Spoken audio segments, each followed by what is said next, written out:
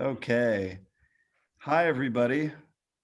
Welcome to the next edition of What's Your Story Gather from the Gather Project. Really excited to have my longtime dear friend, Tony Adler, joining us today. Tony has had extensive experience in a number of roles, but I first got to know him as assistant director.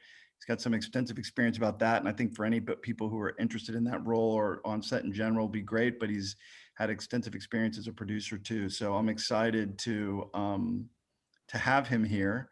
And he will be interviewed by Sasha and Zach from the Savannah College of Art and Design. Really excited to have you guys do this. It's your first, this is your, Sasha and Zach, this is your first one, right? All right. Sure.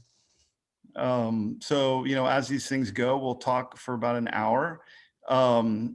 People, please, if you have questions, please certainly throw them up in the Q&A section or the chat, and we'll be moderating that. And for any of you who might be new at this point, check out gatherproject.net. Sign up for our mailing list if you haven't already, and check out the other stuff that we're doing. And without further ado, I'll pass it over. Tony, thanks again, man. I'm really, personally, I'm excited to hear this too. I mean, we've known each other a long, long time, but, and it's hard for me to imagine that there are stories we haven't talked about yet, but I'm sure they'll come up in this one. But without further ado, I'll pass it over to Sasha and Zach and hide myself, and you guys have a lot of fun. Thanks. All right. Thank you, Kevin. Sure, buddy. Cool. Well, thank you so much, Kevin. And yeah, like Kevin said, my name is Sasha. This is Zach. We are students from Savannah College of Art and Design studying film. So yeah, I just want to give you a huge thank you for joining us. We've been really excited to talk to you and just learn more about who you are and what the role of a first AD is. So we just wanted to start off with sort of like a fun question that we always ask people when they join our What's Your Story segment, which is, if there ever was a specific movie or television show that got you interested in pursuing a career in film. Well, I sort of, I guess, come from a little bit of a different approach to it. My father was a television and screenwriter. My uncle was an actor in soap operas in the 50s and 60s, working in New York.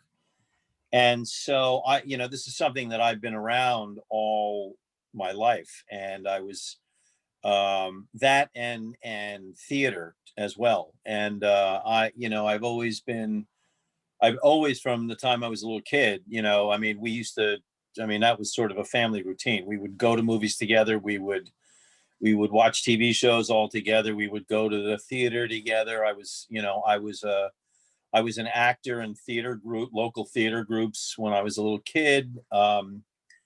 So I don't really know if there is a specific thing that I could point to, a specific movie or television show. I mean, I liked it all. I mean, I still like it all. I will tell all of you that I enjoy Pixar and Disney cartoony movies as much as I do anything else, if they're well made and the story's fun. I mean, my favorite thing in the entire world. Oh, I'll show you.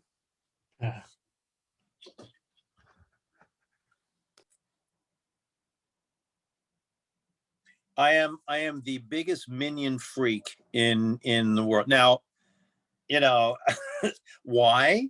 I don't know. But every single time I watch Minions, it doesn't matter what they're doing. They could be eating raisins or have taken a nap. I laugh. They make me laugh. So if they can do that every time, it says to me that the storyteller and the movie maker has done a fantastic job. I can tell you about things that never leave my head. For example, I can watch the original movie of Jaws, which was made in 1976 or 5 or something like that. I can watch that movie over and over and over again. And I know exactly what's going to happen. And it doesn't matter, but every single time that the guy playing the sheriff, Roy Scheider, is throwing the chum into the water and the shark pops out of the water and snaps at his hand, it doesn't matter. It is still one of the scariest things that I have ever seen. And I have been in boats, shooting on, pleasure things all my life. I still look over the side every now and then and wonder if a big ass shark is coming up there to take a bite out of me. And that will never leave me. And I know how they did it. I worked with guys who were there in the water with the mechanical shark, and they've told me exactly how many times it screwed up, but it scared. So circling back to your question, the whole thing has always excited me. It's always been of interest to me. And I knew when I was a young kid, I knew that I was going to be, I didn't know exactly what I was going to do. I thought I might be a director. I thought I might be an actor, but I knew that I was going to be involved, in film and television and possibly theater as well, and whatever. But this was what I was meant to do. And I knew that from a very early age. Awesome. Yeah, that's so interesting. I can definitely agree to that. Like, I didn't know I wanted to pursue film, but there's definitely have been those movies that have just stayed with me all throughout the years, that thinking back on making my decision, I look back to those films as well. And I think it's actually pretty interesting that you brought up your being into theater, because me and Zach did some research on you, and we saw that you actually went to college for theater. I did. Yeah, so seeing now that you're in film, I was just wondering why the shift from theater to film, and sort of like how was that for you? It's a very interesting story, actually. Okay. I'll try to be. I'll tell you exactly what happened. It may take a minute or two. Go for it. I went to school for theater. That was why I majored in theater. I became when I got to the theater department at Vassar College in 1976. There was a great theater department with some very, very well-renowned, very well-known professors and theatrical scholars, theater writers. And I loved it. I just loved the whole thing. I became, while I was an actor, I knew I was never really meant to be like a leading man. That didn't really, there were, like every department's always got its heroes, right? There was like some really good looking guys, and there were some great looking girls, and they were great actors. And I was happy to play the second banana, or the the guy who came on stage for a laugh or whatever. That was fine. I had no problem. I played, like, for example, I was Falstaff, and I never tried out for Hamlet or Macbeth, or it wasn't really me. Not that I couldn't do it, because I always knew that I could, but I enjoyed the other juicier character roles. But what happened was I really became the techie guy. I became like the lighting designer, set designer, master electrician. I ended up in the middle of my sophomore year, I was doing all the lighting for all the musical events and all that. So I owned all the keys. I had keys to every closet in every dorm, everywhere, and everybody knew who I was. And the college actually gave me a job. So I was making extra money doing all these extra gigs. So I was having a great time. And I took film classes my junior and senior year in college. And I got into a big argument with the film professor, who was one of these, I don't know if these kinds of guys are still around, but very ethereal sort of, film is what you dream of, and it's black and white, and maybe it's not, and guys like that. We had a film professor like that. And I just wanted to make like 3-minute action movies. I wanted to have like guys jumping off of a little bridge and landing and running. And I made a little war movie. I made a 3-minute black and white war movie with my buddies. He didn't like that, and he wanted to fail me, and I had to go fight for my passing grade. I wasn't really into doing film and TV. That didn't really appeal to me. I wanted to become a Broadway stage designer. That's when I left college. That was what I was meant to do, and that's what I wanted to do.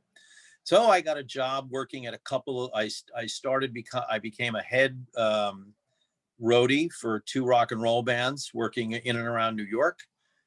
Once again, me and equipment. I really was very into that.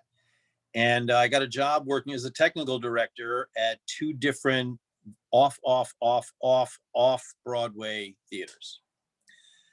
And this was the summer of 1980 when I graduated college. So halfway through the summer, my father calls me up, and my graduation present had been, the parents were going to leave. My brother was off at camp, and I got the house to myself in the city in New York. And so my father called me up one day, and we started talking about finances. And he said, "How much are you really making between those theaters and all these jobs that you're working all these hours?" I said, "Well," this is what he said. "Listen, I want you to go down, and my old friend, the Czechoslovakian director Milos Forman, who, if you guys Google him and look him up, you will see that in the 80s, 90s, into the 2000s, he has done some of the great seminal movies that of the last 40 years. He's gone now. He passed away. But my dad knew him. My pop knew him really well. They were very good friends. And he said, they may have some extra work for you. And I said, okay. So I was like, once again, the old man's in my business. This is a pain in the ass. But I said, okay, I'll go down there and I'll talk to them. Well, I walked down, I don't know of those of you who have been to New York, but in those days, there was no CGI. So everything that was made on a set was made on a set. I mean, there were background glass paintings and other kinds of things, but pretty much if you saw it, it was real. It was made and built, and it was real. And I walked down to 11th Street in New York between Avenue A and B, which was not a very nice neighborhood at that time.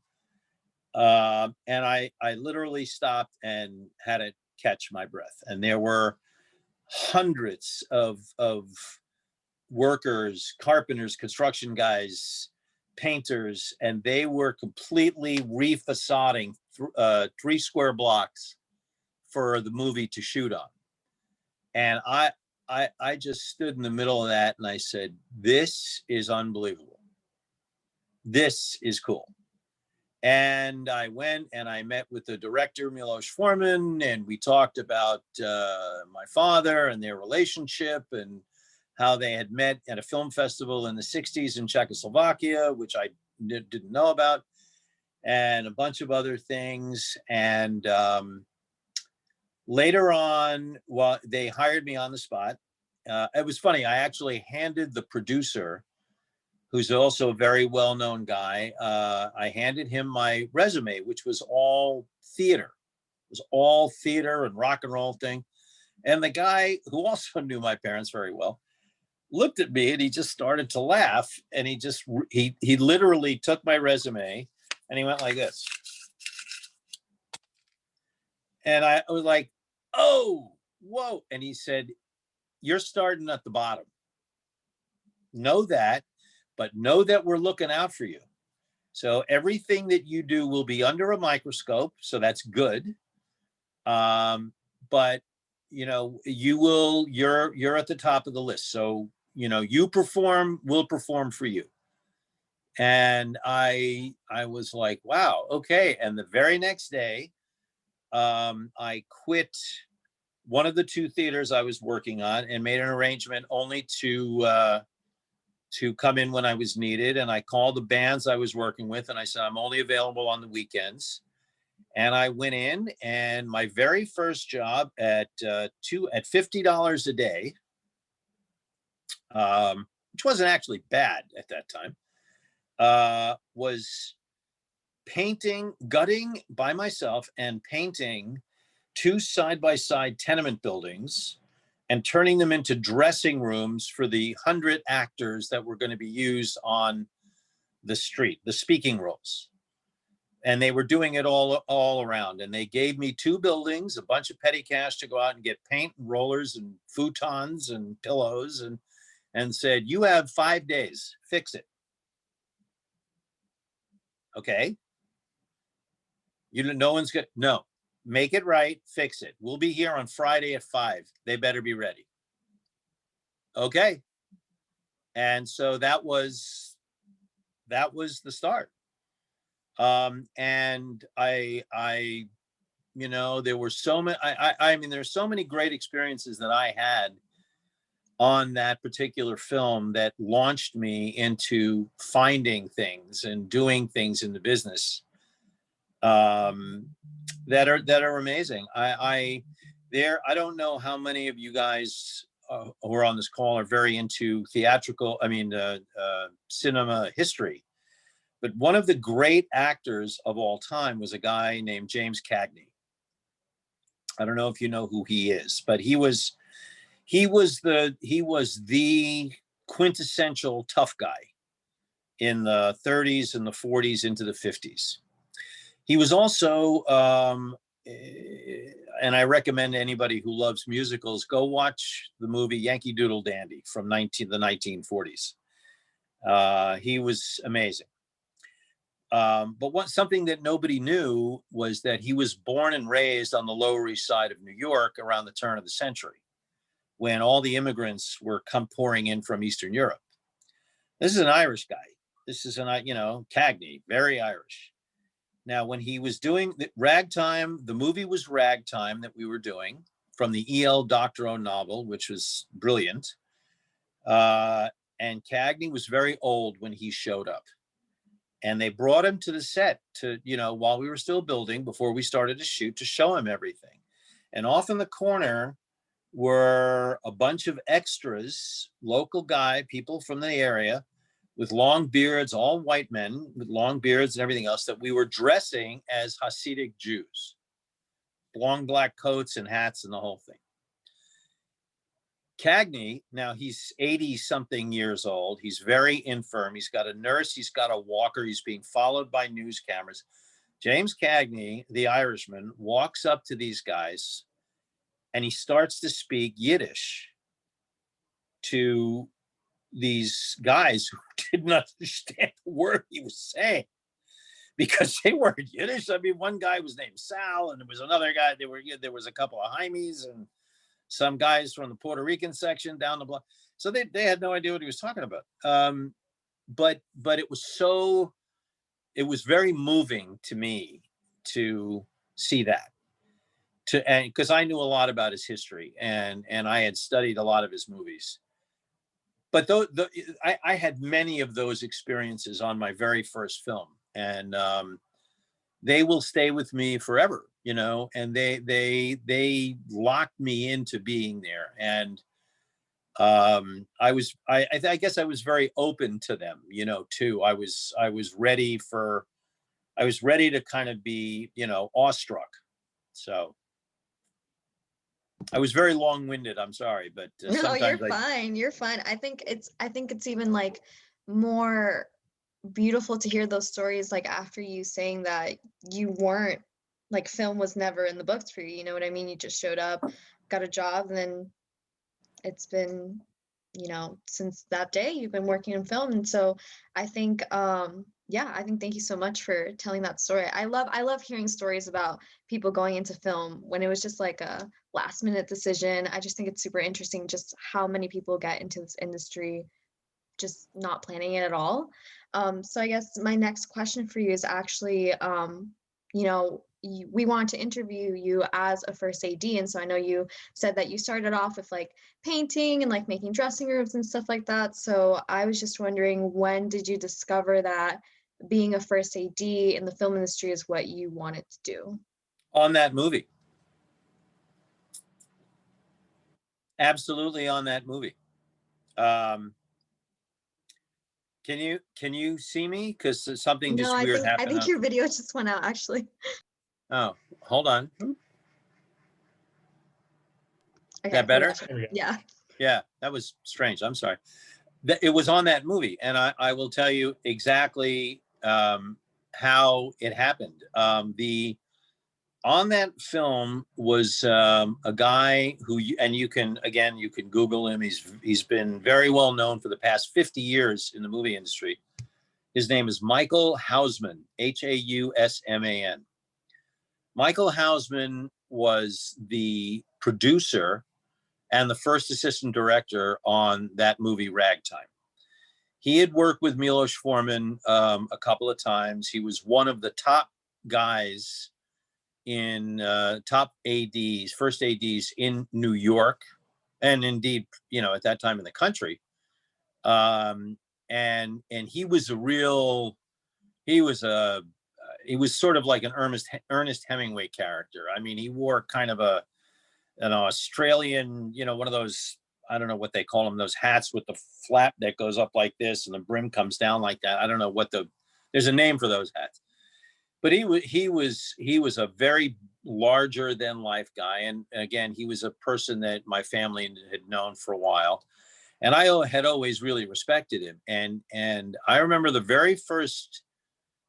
day before we started to shoot, he pulled me aside and he said, "I'm going to give you your first assignment on the shooting day."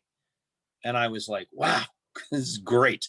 What is it? And he said, "Okay, you're going to be in charge of the 9-iron brigade." Now, I had not a clue what that meant. So I went, "Fantastic. That is amazing. What do I have to do?" And he said, "Go see those guys over there. They're the wranglers with the horses and the cows. You go talk to them. They'll tell you exactly what that means." And I went, "Oh, thanks, Mike. I really appreciate this. This is great. I'm going to kick ass. I'm going to do a great job for it." So I go wandering over there and I go to these guys. So Mike's made me the head of the 9-iron brigade, and they all start to laugh. And I went, yeah, okay, well, I'm sure, because I've never done it before. I'm sure it's going to be funny, but I'm gonna nail this. You what? And they said, "You know what a 9-iron is?" And I went, "No, but if you show me, I'm gonna get it." And they went, "Great." And they took me into this garage area that they had turned into a corral, and they handed me a pitchfork. And they said, "This is what we call a 9-iron." And I went, "Oh, okay. And what exactly do I do with this?" And they said, "You and your crew that will be assigned to you 5 times a day are going to push these dumpsters up and down the street that we're going to have laid out with dirt and ash, because that's what happened in 1906. The roads were not paved. They were pretty much dirt and rock. And you're going to clean up after the horses and the cattle. And you're going to do that 5 times a day. And so you're the head of that brigade." So my very first job on the very first day on a movie set was shoveling shit. I did that. And I was happier than hell to do that in one of the hottest summers on record in New York. And I was so happy to do that because of the way that the guy explained it to me, and the way that I felt that, if it didn't matter what the job was, it really didn't matter. As long as I did it better than anybody else and as best as I could, he was going to be happy. And I wanted to make that guy happy. And I said, that guy put that in me. And I'm kind of I have circled the wagons around myself. I'm pretty smart. I know what I'm doing. I've run crews before. And on the very first day of shooting that afternoon, while I'm leading 10 guys around, pushing dumpsters, shoveling up manure up and down the street, I watched him standing on a 12-foot ladder with a bullhorn and 2 walkie-talkies, literally commanding the mechanics and the movement of hundreds of extras, with cars, with horses, with animals, with actors. If you ever get a chance to see that film, which I highly recommend you do, because it's an absolutely beautiful movie in terms of the way it was shot, not, I mean, but it's just gorgeous. How he did that was amazing. And I remember standing there watching him going, I'm going to do that. One day, I'm going to do that. I'm going to be in the middle of everything, and I'm going to be the conductor, and I'm going to be the ringmaster. And I watched him, and at the end of those 2 weeks of shooting, fortunately for me, they kept me on for like another 3 months, and they sent me to all different places up and down the East Coast where there were different locations they were shooting in. And each time they sent me to another place, he gave me another raise. And I got more responsibility. The more I reacted positively to what he was doing. He was a tough guy. I mean, if he didn't like what you were doing, he absolutely told you, you screwed that up. You didn't do it right. Why didn't you do it right? Because you weren't paying attention. So now you know. And so there was no coddling. There was no anything but straightforward information about what to do, how to do it, and get it done right, and be proud at the end of the day, even if nobody says thank you, that you did the very best that you could.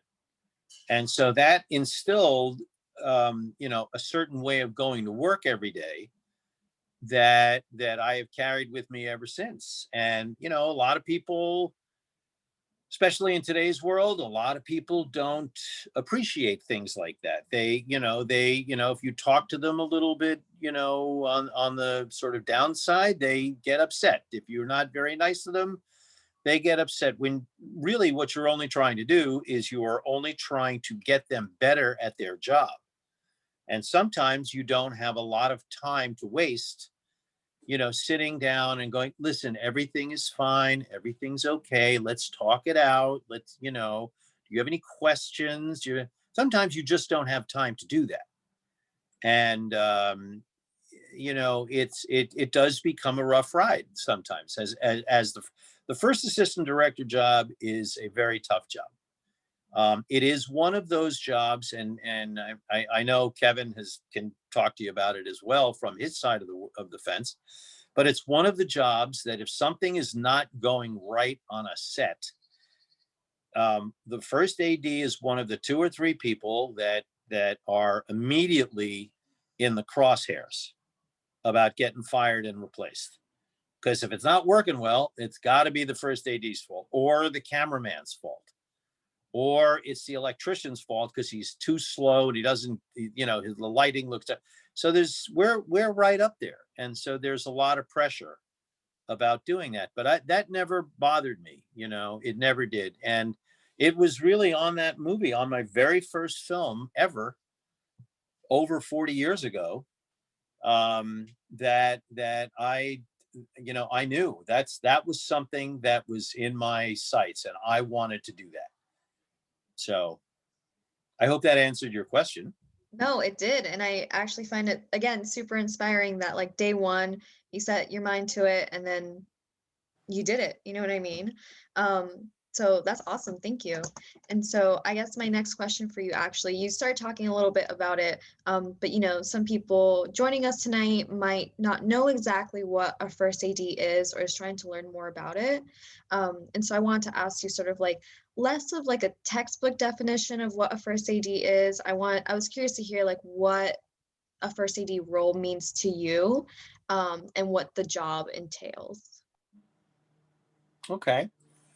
Well, I mean, I think that I can sort of just say this. I think I'll start with just a couple of with a quick paragraph on what the definition is. I mean, we are the sort of sergeant at arms on the set. I mean, everything really in terms of motion and movement, and how the company is moving through the course of the day in terms of being able to get things done usually has to run through and with the first assistant director, because you're the one who's going to, at the end of the day, sign off on which actors are coming in when, what the best turnaround is for the company from one set to another, how the makeup and hair department, depending on the size of it, how the crew can react to things. You're also in charge of the people who are hopefully disseminating the information correctly. And you know, if you're doing, I've said this to lots of people over the years, you know, if you're doing your job like brilliantly and at 100%, maybe 5% of the time people will come up and say thank you, because that's what you're expected to do. The job is, that's the expectation of the job. We get paid in the Directors Guild, we get paid, you know, a very sizable paycheck. And we are expected to do exactly that. We're expected to tell the producers, the director, everybody who cares to listen, what we can accomplish realistically in a 12-hour day or a 10-hour day or whatever, however many hours that are being given to us. How do we expedite moving the company along? So there are many factors in order to become a very good and experienced first assistant director that can deal with all sorts of problems. The bottom line of it is that you are expected to run a quiet and quick and efficient and well organized set. And you are expected in prep with the director, the producers, the actor, whomever it is, and however much time you have, to be able to produce accurate, well-read schedules and paperwork that everybody can understand. Make sure that everybody knows them. Make sure that your team of people is able to get that information out so that people don't get blindsided. The worst thing that can happen is people getting blindsided with last minute information that was actually there. They didn't know about it. They didn't have enough prep time. And then it's a disaster, because there's a lot of whiny people in this business, and they are in all different levels and ends of it. And they will, unfortunately, they will bury others if they think that you know, they may have made a mistake and they don't want to get blamed for it. So you have to be able to take a lot of hits too. You have to have some big shoulders, and you have to have a big, you know, you have to have a big or well-sized ego to be able to do that, because you have to be okay with being the one in charge. And if there is a mistake that is made by your team or your department, you have to be the one that puts your hand up and said, we did, that was us. That was us. And I'm sorry. And, you know, guys, we're not looking in that direction. We're looking over there. And I gave you bad information. You have to be willing and able to do that. I think for me, you know, there's a lot of people who can take a script and break it down based on training, you know, by scene, actor by actor, set by set, how many extras, what's the page count of the scene, how long you think it might take to get done.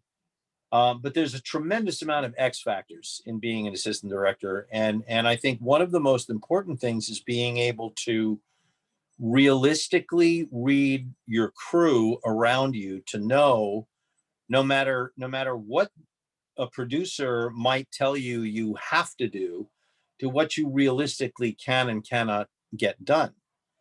And hopefully that, you know, your relationship as an assistant director with not only the director and the cameraman, but with the producers or the studio or the network or whoever it is you're talking to, will take what you say with much more than a grain of salt. And if you throw up the flag and go, we really need to talk about this, because even though the scene is a half a page, there are 4 explosions and 4 different makeup looks for all 7 of the actors within the scene. Now, even though it's this big in the script, and you know, some accountant somewhere may say it's 4/8 of a page, you can't, you've got to be able to get that done in like 3 hours. Well, you know, there's a famous old quote. There are 2 famous old references actually in the movie business, about I do you guys know about how a script is generally broken down, that it's broken down into 1/8 of pages? Yeah. You guys know that? Okay. So the 2 famous jokes are, you know, the most complicated, expensive 1/8 of a page. Cleopatra comes down the Nile, and the troops invade Normandy on D-Day.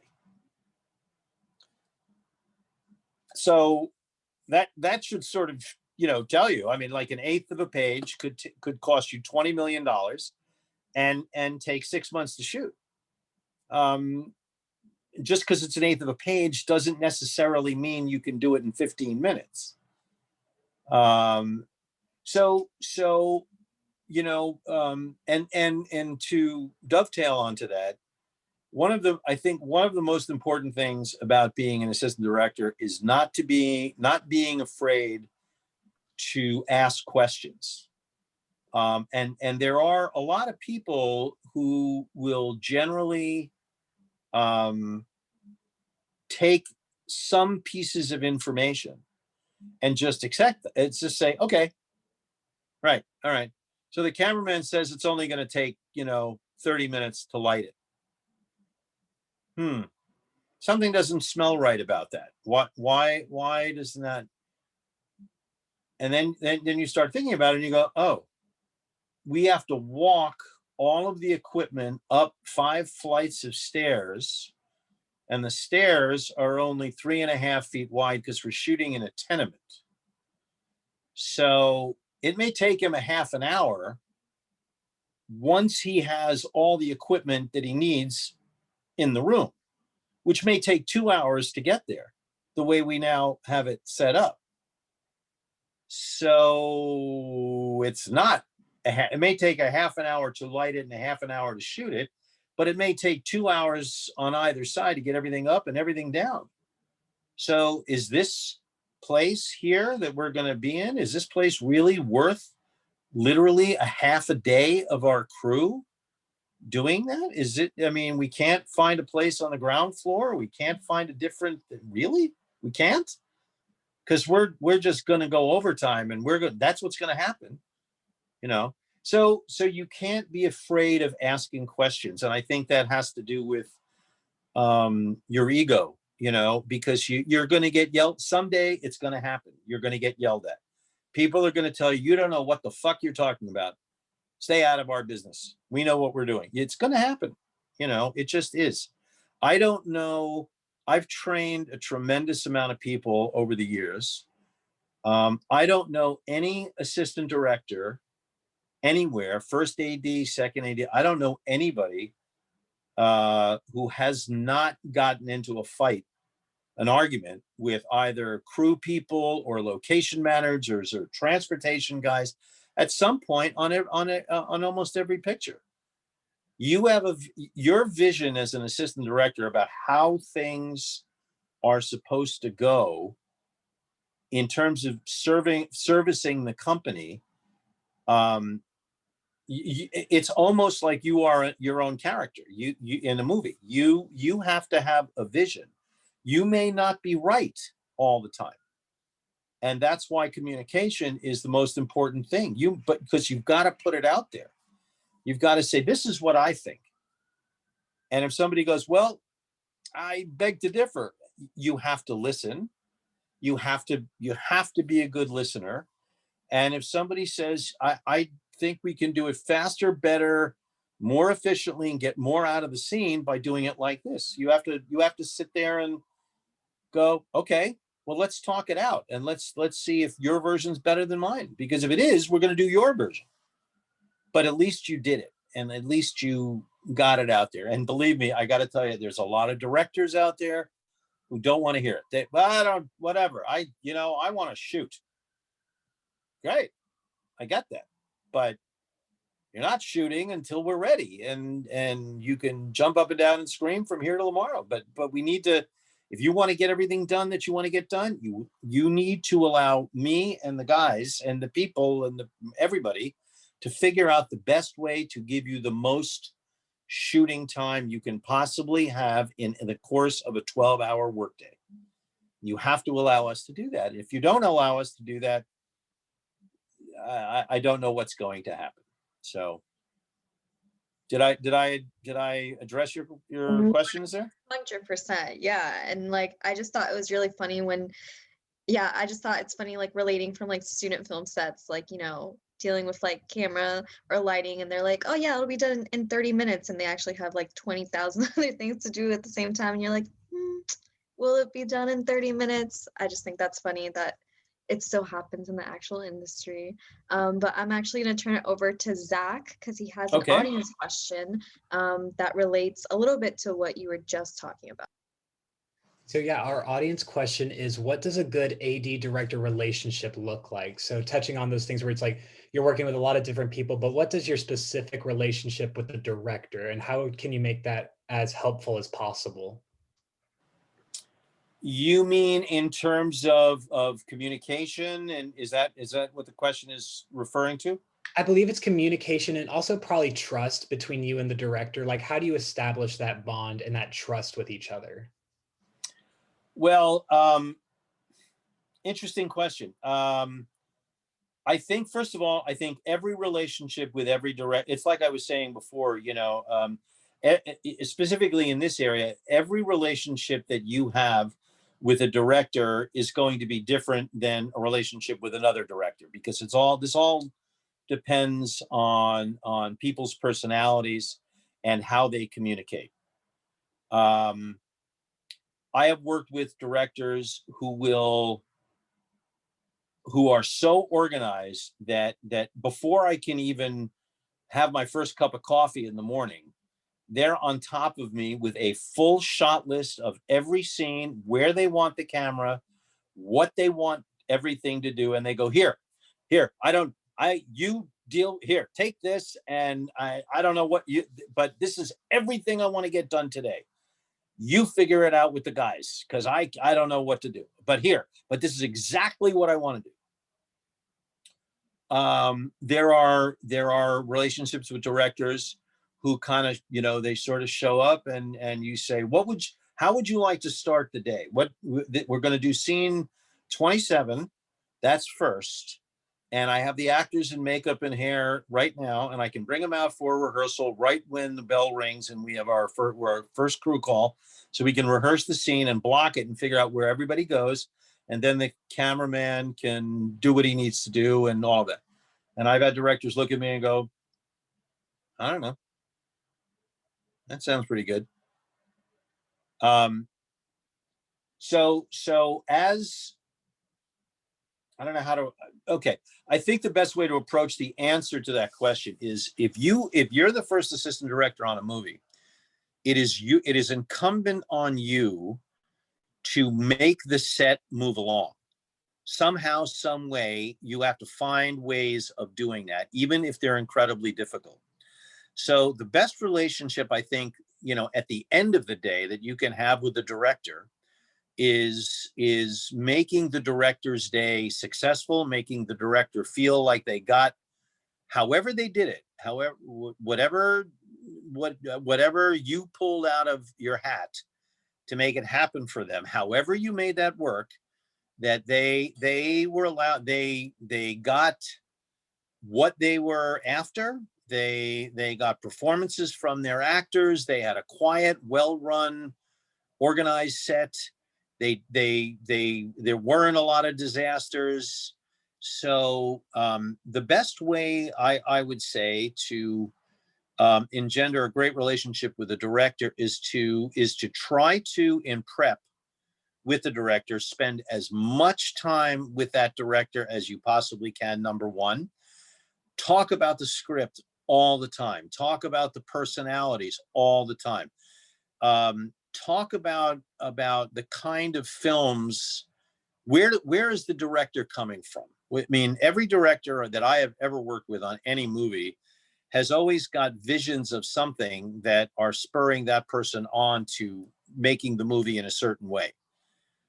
Whether it's a tiny little short film or a big expensive movie or whatever, they have a frame of reference. They have other movies that they're coming from. They've got movies that they, looks and styles that they shared with the cameraman or the costume designer or the set designer in order to get the film to look a certain way. You want to become a sponge of information. You want to get as much in your head about what's going on around you from the director and all of his creative team, so you can really understand it. You also have to be able to go to the director and say things like, we're not going to make this day going this way in the schedule. It's not, it won't happen. It really won't. And so we're going to have to make some changes. Either the scene has to change or the elements in the scene have to change, or I've got to move some things around. And, you know, like one of the things that I always try to do is I always try to have, you know, several, before we start shooting, several one-on-one meetings with the director. We call them page turns, where you just sit with the script that's as final as it's ever going to be. And you literally go through the script scene by scene, page by page, and you say, so here's what we've talked about, and here's what we're preparing. This scene's going to have 3 boats. There'll be 2 horses and carts up over there. We talked about all that, and make sure that there is nothing that you don't understand about what the elements that are going into that scene are to be, what the director's expectations are. Now, honestly, the director could show up and say, I told you that I wanted 4 sailboats, not 4 speedboats. And there's 4 speedboats sitting there. And you may look at your notes and go, all of my notes say we talked about powerboats. That's what we talked about. We talked about it in the production meeting. We talked about it when we were here. We talked about it and he said, nope, I never said that. Okay. And that's a time when you're going to take the hit for that. No matter, I mean, if that's who that director is, you're gonna get blamed. It's your fault. You did it wrong. You didn't hear right. You ordered the wrong stuff, and you're costing him the day or her the day. At that point, you have to be able to know that at the end of the day, when you call wrap, you're going to get in your car and go home, and you're going to have to forget about what just happened, and you're going to have to move on to the next day. And hopefully your producers were there and they'll back you up and they'll let you know, look, we all heard the same thing. It was a disaster. We're with you. We'll fix it and we'll make it better. And let's just have at it tomorrow. We'll fix it.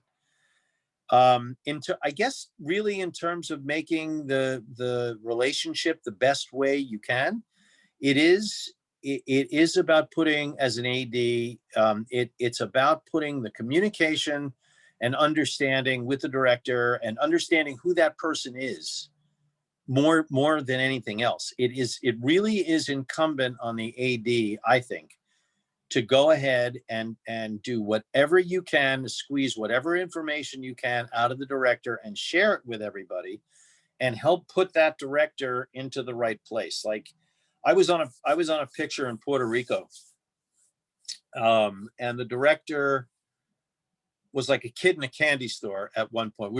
I don't know if any of you guys ever been down to Puerto Rico to San Juan, but there's a part of San Juan called Old San Juan, Old Town San Juan, which you can Google and look at. It's a great looking place, but it's a historical landmark.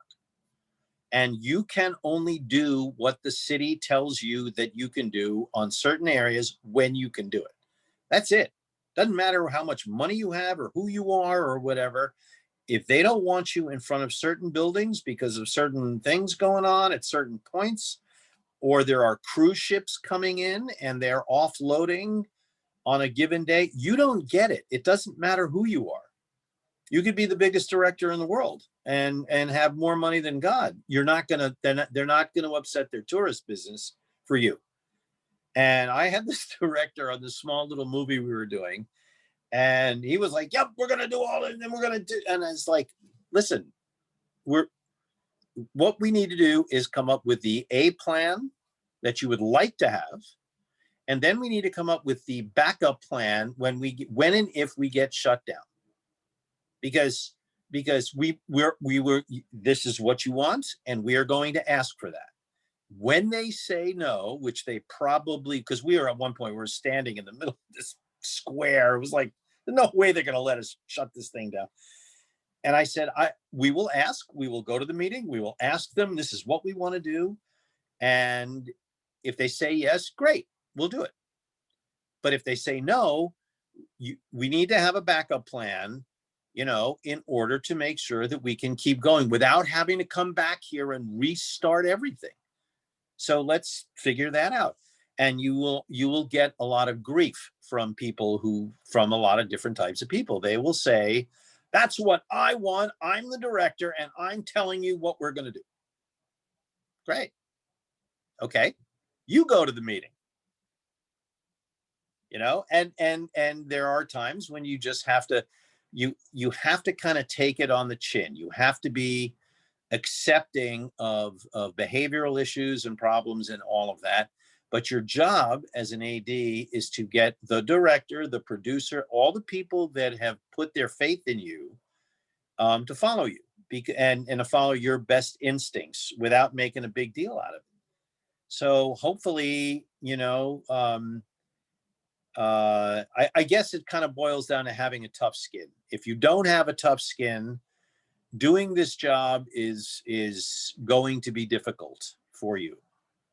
If you're okay with being in a hot seat at a moment's notice, anything can happen at a moment's notice. It really can. Then and you like the idea of what I'm talking about, and you like the idea of being in charge out there, then this could be something that could be a lot of fun for you guys.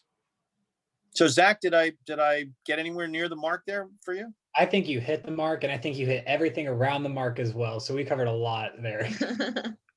Yeah, no, that was a great answer. Thank you. And then super quick before our interview wraps up, I wanted to change gears a little bit, turning more from your AD role into more of your producing role, because we saw that, your first producing role was actually like 17, like almost like 20 years after you started ADing.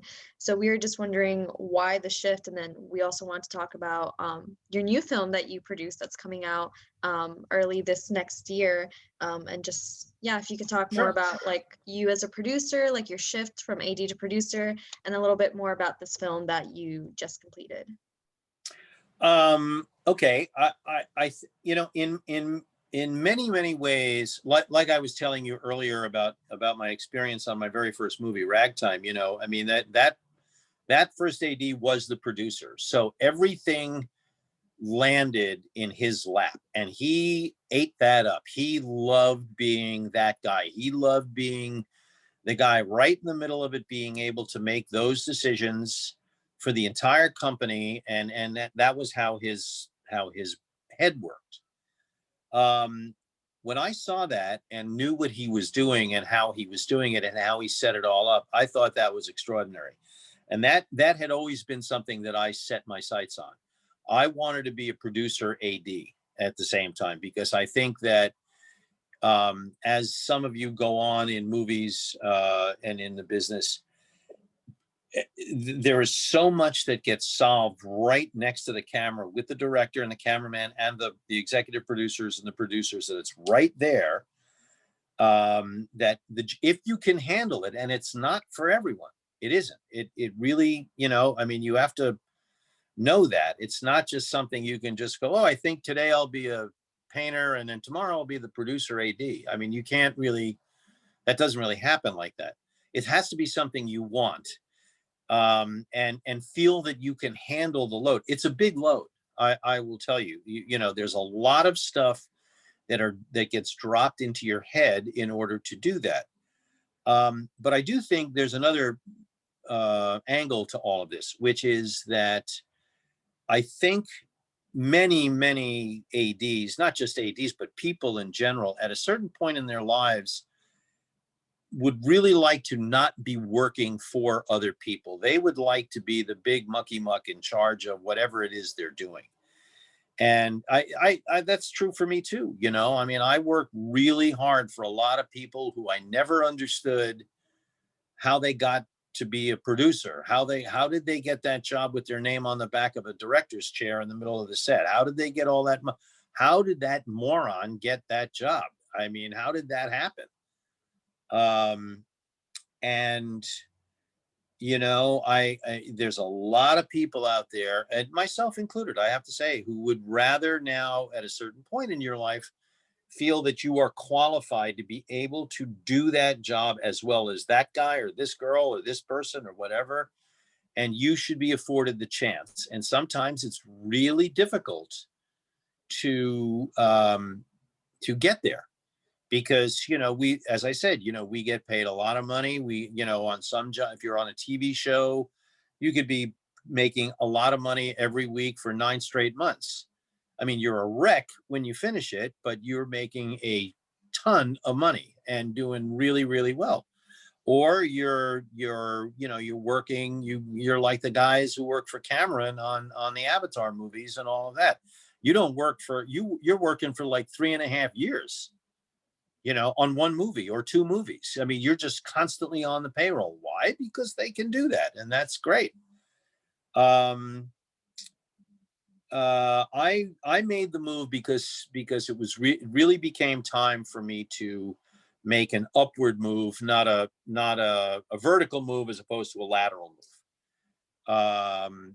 And I have worked really hard to get my company to a point where, you know, we just rolled out our first movie. We shot our first movie called Death in Texas in 2019 in New Mexico. It was a chore. It was tough.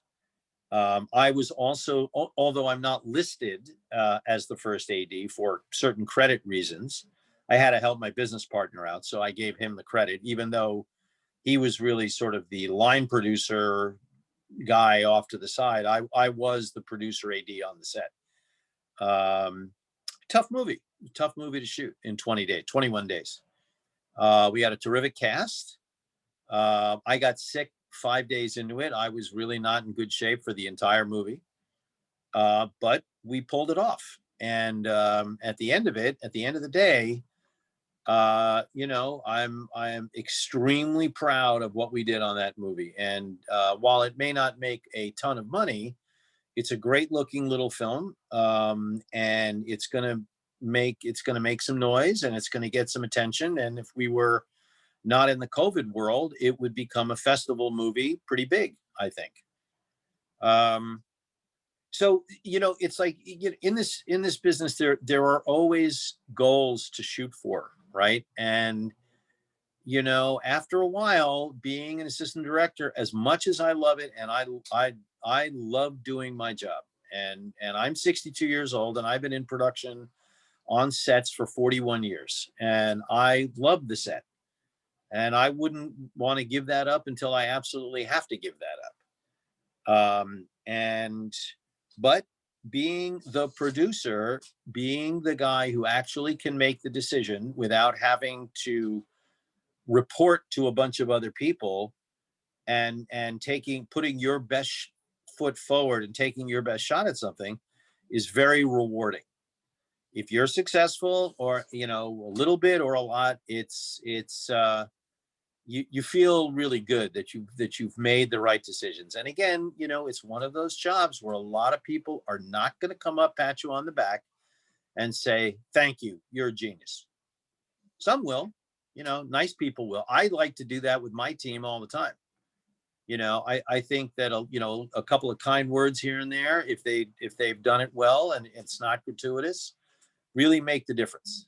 They really do. So part of, by the way, being a good producer or a good first AD is rewarding people and congratulating them when they have done a job well. That's what people want to hear. That's what I wanted to hear. I wanted to make somebody say, you know, you did a great job. Couldn't have done it without you. That's fantastic. So.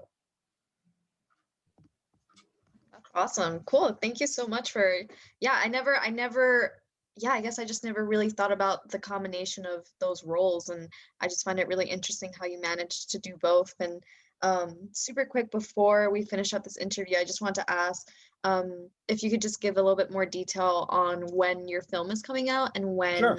our audience or where our audience can go see it. Yeah, the film is called Death in Texas. It stars Bruce Dern, Laura Flynn Boyle, who is making her return to the screen after an absence of about 5 or 6 years. She had taken a bunch of time off. Stephen Lang from Avatar, who played the general who gets killed. I won't give you the spoiler alert about Avatar 2 and 3. I promised him I wouldn't ever do that. And an actor who's become a very, very good friend of mine named Ronnie Jean Blevins, who is a character actor, does a lot of television and independent movies here in LA, and he is the leading role, and he's terrific. The film will be rolled out on, right now, it's going to be on VOD and Prime Video on Demand. Probably in either mid-May or Memorial Day. The distributor, our North American distributors are working out what the strategy is right now.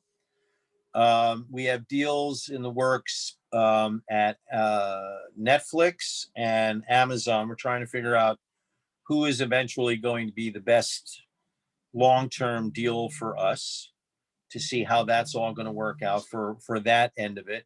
We have no, theatrical deals at the moment, because nobody's really making theatrical deals right now, so we don't know when and if it's still going to be around to be released in theaters, but we're hoping that if we have a good summer on video on demand, we'll be able to do some version of rolling it out.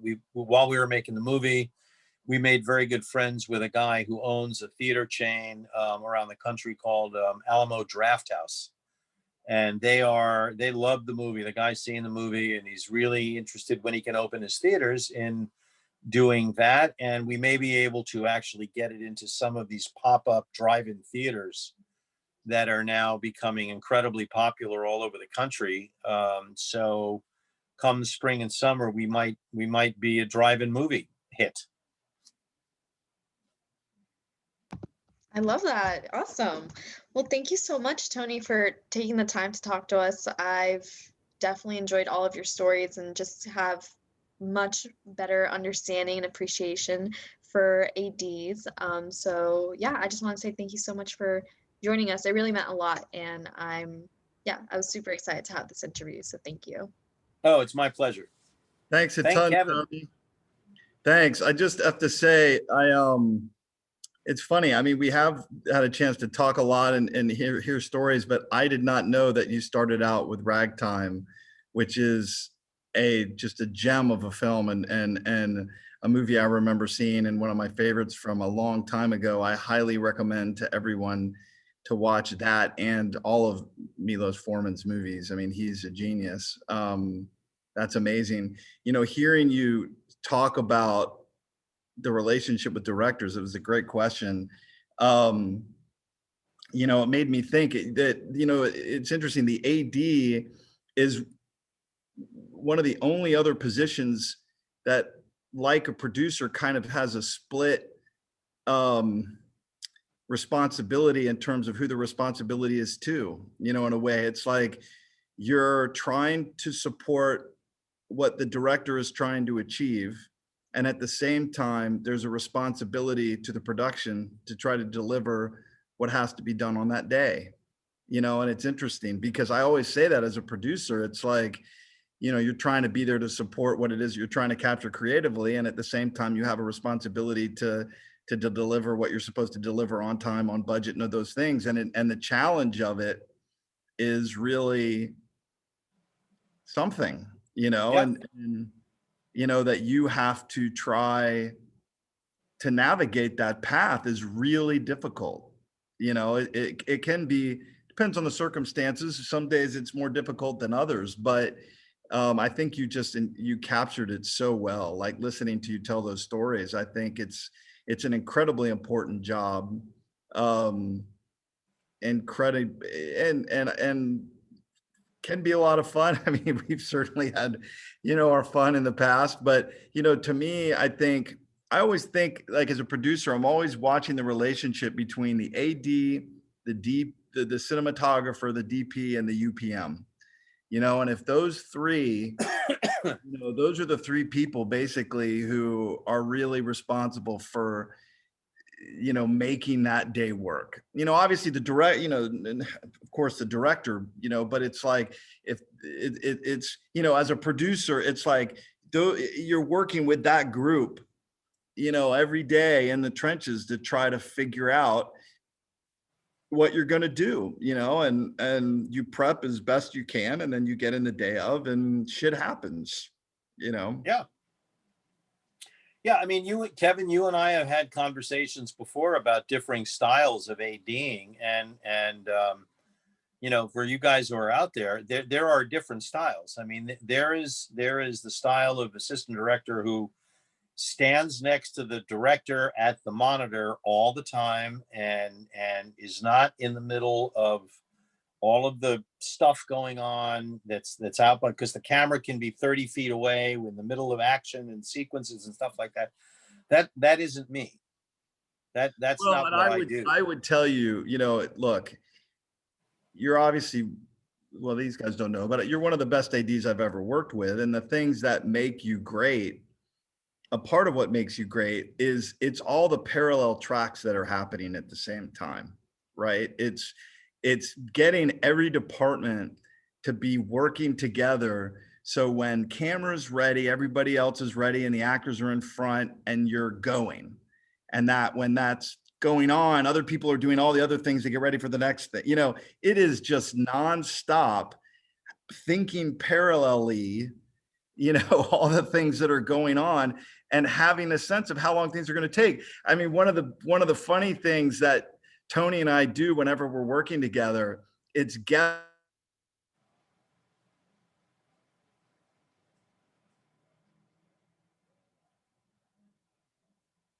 I think we may have lost Kevin. 8:30, you know, or whatever. And it's, you know, it's like that challenge of figuring out, you know, can you guys hear me? I just, Yeah. You just came back. okay, good. I don't know what you what you lost, but you know, just saying that those tracks running on a parallel, you know, or saying that we, you know, we have these guessing games of guessing, you know, what time the day is gonna end, and I just think, you know, your ability to nail that is so key. I really appreciate your time on this. It was amazing. I loved hearing these stories, and it's such a great deep dive, even on stuff that we haven't touched on before. So, you know, thank you very much. I really appreciate it. For all of those who tuned in, I think most of you, I recognize your names as look and see, but if any of you are new, please sign up at gatherproject.net so that you're on our mailing list and we can continue to keep you posted on what we're doing. Tony, thanks again, man. We need a proper catch my up. pleasure. Anytime, Kevin. All right, you guys. Anytime. Be well. Sasha's back. Fantastic job. Really wonderful hour of information. So thank you guys. It was great. No, thank you guys so much. I really appreciated this. Yeah, I had a great time listening to all your stories, Tony. Great. I got Best of luck. Best of I luck got with Death plenty. in Texas. I can't wait to see it come out. All right. Well, I'll give you and Frankie a call over the weekend. Yeah, for sure. Please do. I will. Let's make sure Are you home over the weekend? I am. Give me a Okay. call. I mean, you got it. All right, pal. All Talk right, soon, guys. buddy. Thank you very much. It was really good questions, I have to say, and I hope I didn't go on too long. Sometimes sometimes I like to listen to myself talk. You know, I do. I have to say, and Kevin knows that. And Kev, give the little guy a big hug for me. And thank you so much for inviting me in. And Of course. I'll talk to all you guys soon. Take care, buddy. We'll talk soon. Take Okay. care. Bye-bye. Bye, everybody.